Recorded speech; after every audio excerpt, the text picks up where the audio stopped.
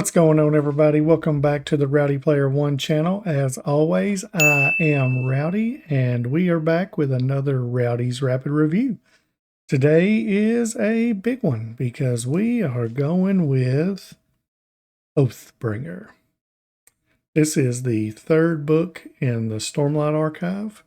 So I don't want to read any of the synopsis. Most people, if you're going to watch this review, you've already read the first two books. Otherwise, you're just watching it for me, which is totally cool. I appreciate it.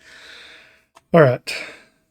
This book, fantastic. I'll start off with the negatives that I have.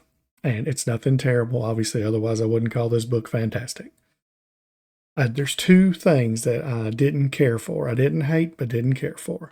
The first one, I don't like Shallan being three people, basically, through the whole book. I don't know. It just kind of aggravated me a little bit.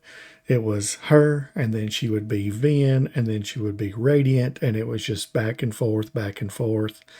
And I was just ready for her to be just her own person. So I could be wrong, but I think by what I understand, he does a better job, Sanderson does, in the fourth book by kind of toning that down a little bit. Other than that, Shallan was good, of course.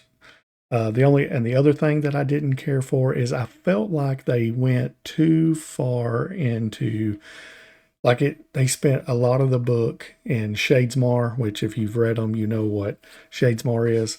I felt like it was almost like a side quest, kind of is what it felt like to me, which was kind of weird, but it wasn't awful. I mean, you learned stuff about it, but it was good, nothing terrible. Positives on it, man, this book is definitely all about Dalinar and the brutality that my goodness, he was something else when he was younger. And just, I mean, like everybody feared him. I mean, he was the man. If you ever, the Blackthorn, you just basically better give up because he's coming. But the sorrow that he had to go through and what he did and didn't realize, couldn't remember anything about his wife. And then this all comes to a head in this book, and you understand what happened and what he did. And it's so brutal. But the final two things, Kaladin almost speaking the fourth ideal, but he couldn't do it. Makes me think that the next book, which is Rhythm of War, he will. And oh man, that's going to be so incredible. But the final battle on this thing lasted what felt like 300 pages.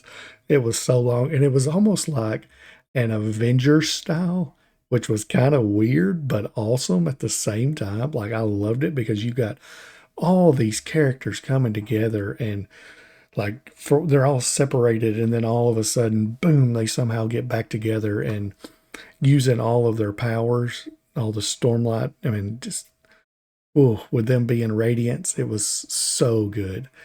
I'm not gonna put this as an absolute 5-star like I thought Words of Radiance was, because I felt like it was better paced and more focused. Like Shallan in that book was great, but she's good in this one. I just had I didn't like the mixing of her multiple personalities, basically. But I would definitely say this is 4.5 stars. I would probably do 4.5. I loved this book, and I see where people think it's either the best or the second best in the first four anyways. I would say it's second best right now. Words of Radiance number 1. This is number 2, and The Way of Kings is number 3 right now. I'm very curious how Rhythm of War goes, because I've heard it's really hit or miss, and none of these books have been bad so far by no means. So I'm hoping that it keeps going up and up, and obviously going into Wind and Truth, I'm hoping it basically kind of leaves on another cliffhanger like this. I mean, there's so much, so much stuff that's about to go down, it feels like. So, but yeah, I would highly suggest giving this a read. Obviously, if you've read the first two, you're going to want to continue on.